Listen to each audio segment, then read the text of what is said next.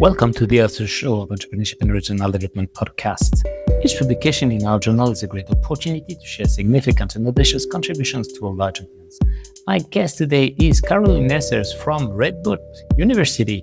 She recently published an article entitled An Exploration of How Moroccan Ethnic Minority Women Navigate and Negotiate Their Plural Identity in the Netherlands, a postfeminist analysis.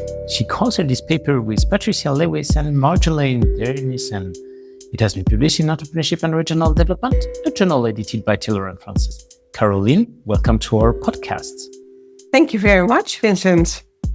Can you tell us what is the origin of your paper and why did you decide to address this particular topic, and what is the question you aim to answer? Yes, of course, Vincent. Thank you very much, first of all, for inviting me to do this podcast on this very, I think, important paper that I wrote together with Patricia Lewis and Marjolaine Dernissen, my colleague at Radboud University. So this paper actually grew out of a question that interested me and also my colleagues, but I think more me because I've been focusing a lot on Moroccan, Dutch, ethnic minority women for many, many years. And I think I drew them in this interest. So I've been researching these women entrepreneurs for quite some time. And in earlier work, I mainly focus on how they negotiate their identities at the intersection of gender, which is, of course, a very important, a core category, I would say, of in and exclusion, particularly in entrepreneurial context, because entrepreneurship by definition is, of course, and unfortunately still very gender biased, but also at the intersection of ethnicity, religion, and, of course, entrepreneurship. And what became increasingly clear to me, to us, was that many of these women also talked about themselves in ways that resonated with the broader contemporary ideas in line with postfeminism, about self-reliance, personal responsibility, resilience, and empowerment.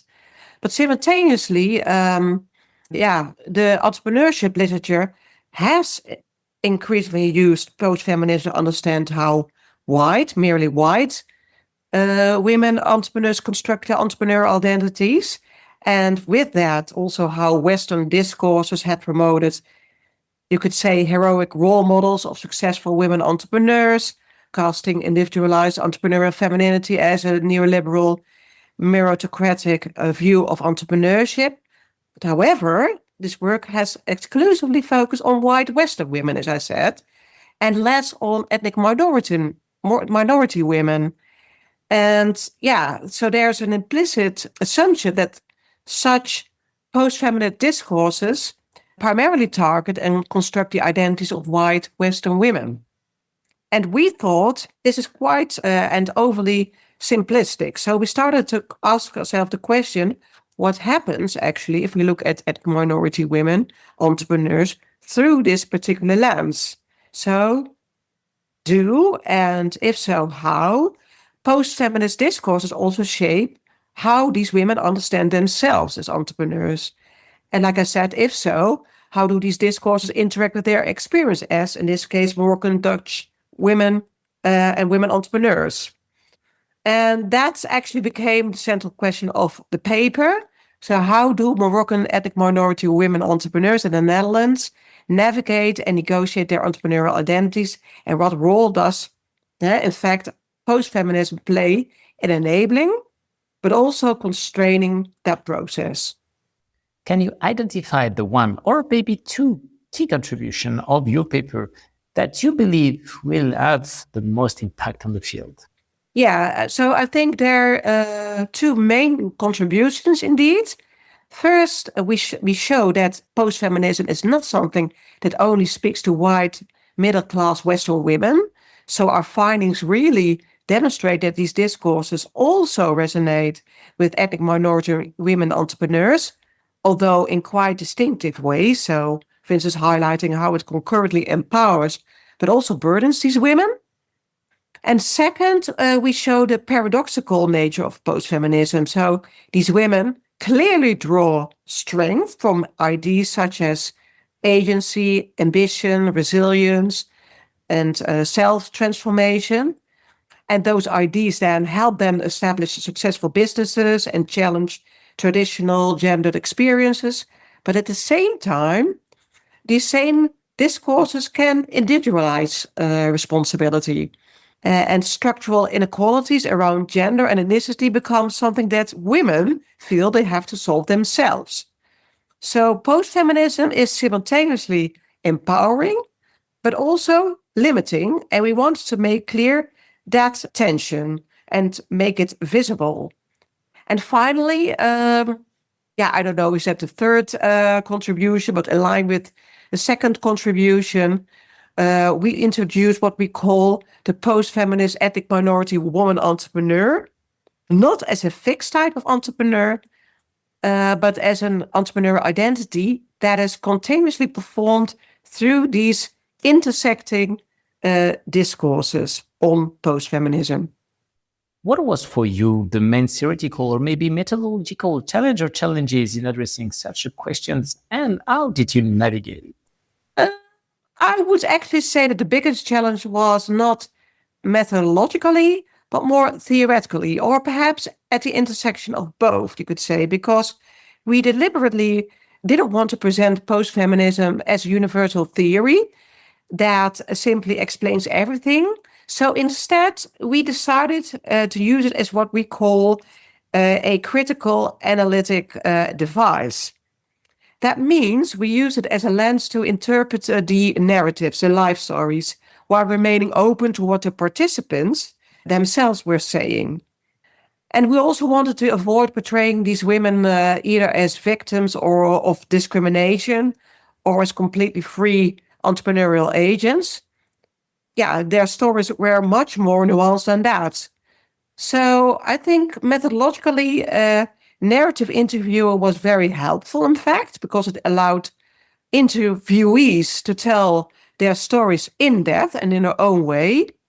And upon that, during the analysis, we first coded inductively, allowing themes to emerge from the interviews. And only afterwards, we interpreted these themes through a post-feminist perspective. And that really helped us to stay close to the empirical data. So, yeah, there were some challenges, but I think we solved it well through this perspective. Let's talk about the research process itself. Can you share something about the journey, perhaps a turning point during data collection, a difficult decision you had to make about the research design, or even a moment of doubt? Any surprise or counterintuitive result? Something that made you rethink your initial assumptions? Yes, interesting question, of course. One thing that really surprised us was how naturally many participants talked about resilience and personal responsibility. So they openly acknowledged discrimination, unequal opportunities, and stereotypes. But almost immediately afterwards, they would say things like, you just have to work harder, you have to keep going, or it's up to me to make it happen. So that contradiction became a real turning point in our analysis. So initially, we were mainly looking at experiences of inequality, but gradually we realized that the more interesting story was not simply that inequality exists, but more that it was about how these women simultaneously recognize structural barriers while also feeling personally responsible for overcoming them. So, yeah, that was a real unexpected thing, how they were dealing with it. And another unexpected finding was that alongside this very individual language, you could say, of resilience, we also found examples of women actively supporting other minority women entrepreneurs. And that hinted at a more collective, relational form of resilience, which we think deserves far more attention in future research. If you could go back to the beginning of this project, knowing what you know now, what would you do differently, and what advice would you give to other scholars embarking on similar research? Let's go upstairs. Anyway, okay.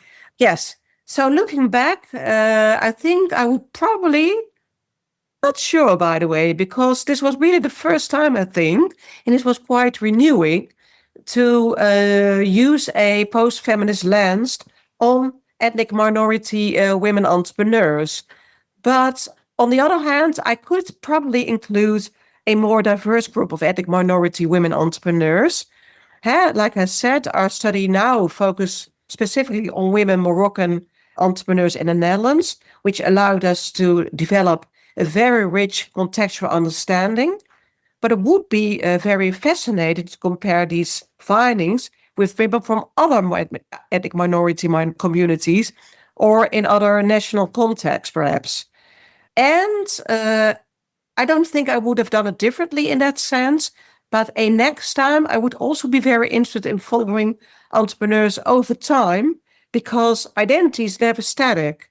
A longitudinal study could show how these post-feminist discourses become stronger or even weaker during different stages of entrepreneurship in these women's lives. Thanks a lot, Caroline, for participating in our show and for pulling back the curtain on your research process on your article entitled An Exploration of How Moroccan Ethnic Minority Women Navigate and Negotiate Their Entrepreneurial Identity in the New Zealand, a Postfeminist Analysis. All our podcasts are available on entrepreneurship.com and on the main podcast platform.